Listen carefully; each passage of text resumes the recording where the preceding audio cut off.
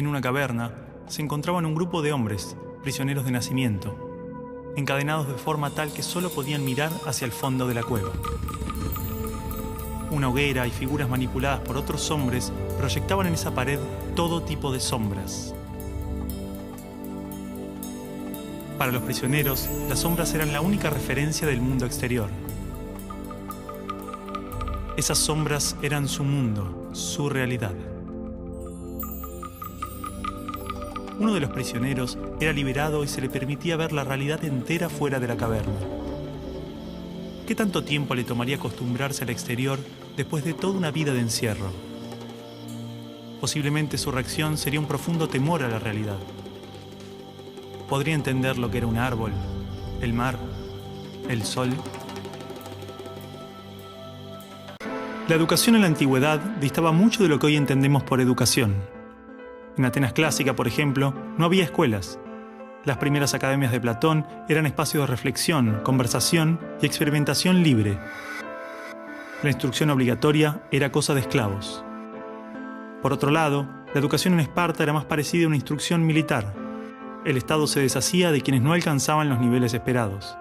Había clases obligatorias, fuertes castigos y modelamiento de la conducta a través del dolor y el sufrimiento. Antiguamente la educación estaba en manos de la Iglesia Católica, por lo menos en el mundo cristiano occidental. Y fue recién en el siglo XVIII, en una época de la historia que se llama despotismo ilustrado, seguramente lo escucharon en el colegio, en donde se creó el concepto de educación pública, gratuita y obligatoria.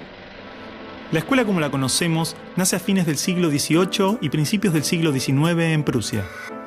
Con el fin de evitar las revoluciones que sucedían en Francia, los monarcas incluyeron algunos principios de la Ilustración para satisfacer al pueblo, pero manteniendo el régimen absolutista. La escuela prusiana se basaba en una fuerte división de clases y castas. Su estructura, heredera del modelo espartano, fomentaba la disciplina, la obediencia y el régimen autoritario. ¿Qué buscaban estos déspotas ilustrados? Un pueblo dócil, obediente, y que se pudiera preparar para las guerras que hubieron en esa época entre todas las naciones que estaban naciendo. La educación sigue siendo lo mismo, una herramienta para formar trabajadores útil al sistema y una herramienta útil para que la cultura permanezca siempre igual y siempre se repita, lo cual es conservar la estructura actual de la sociedad. La escuela se complementó con investigaciones sobre el control de la conducta, propuestas de utopías sociales y hasta teorías de superioridad racial.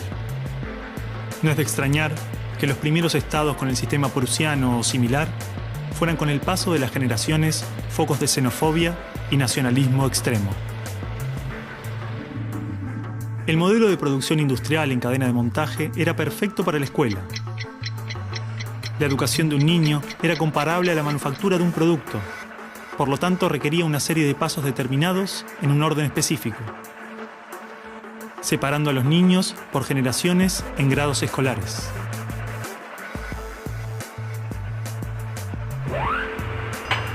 Y en cada una de estas etapas trabajaría sobre determinados elementos, contenidos que asegurarían el éxito, pensados minuciosamente por un experto.